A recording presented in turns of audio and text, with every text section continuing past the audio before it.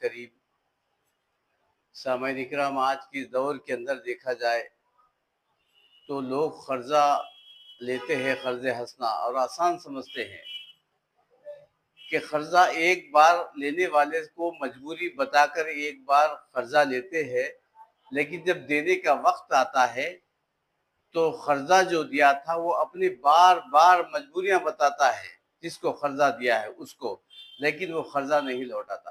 اس کے بارے میں بتاتا ہوں کہ اللہ کے نبی صلی اللہ تعالیٰ علیہ وآلہ وسلم نے ایک بار کھڑے ہوئے تھے اور اپنے ماتھے کو پیٹ رہے تھے اور کہہ رہے تھے کہ یا اللہ یہ کیا ہو گیا۔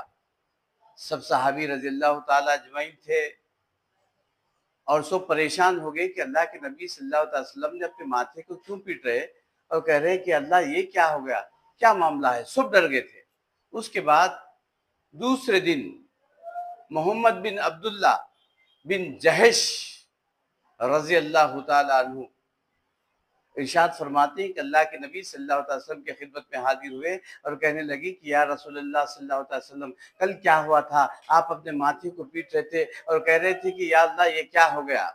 تو اللہ کے نبی صلی اللہ تعالیٰ علیہ وسلم نے فرمایا، اے جہش رضی اللہ تعالیٰ عنہ، تمہیں کیا معلوم کہ حضرت جبرائیل علیہ نبی علیہ الصلوۃ والتسلیم میرے پاس آئے اور کہنے لگے کہ اللہ تبارک تعالیٰ نے بہت ہی بڑا حکم دیا۔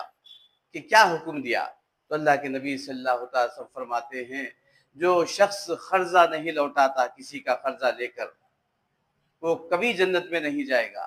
یہاں تک کہ اللہ کے رسول صلی اللہ تعالیٰ علیہ وسلم فرماتے ہیں کہ وہ اگر شہید بھی ہو گیا، دنیا کے اندر شہید ہو گیا، اس کے بعد پھر زندہ ہوا، پھر اس کے بعد پھر مر گیا، پھر شہید ہو گیا، پھر زندہ ہوا، پھر مر گیا، شہید ہوا، تب بھی وہ جنت میں نہیں جاتا۔ تب تک وہ پہلے قرض داروں کا قرض ادا نہیں کرتے۔ اللہ کے نبی صلی اللہ علیہ وسلم اس کی جنازے کی نماز بھی نہیں پڑھا کرتے تھے۔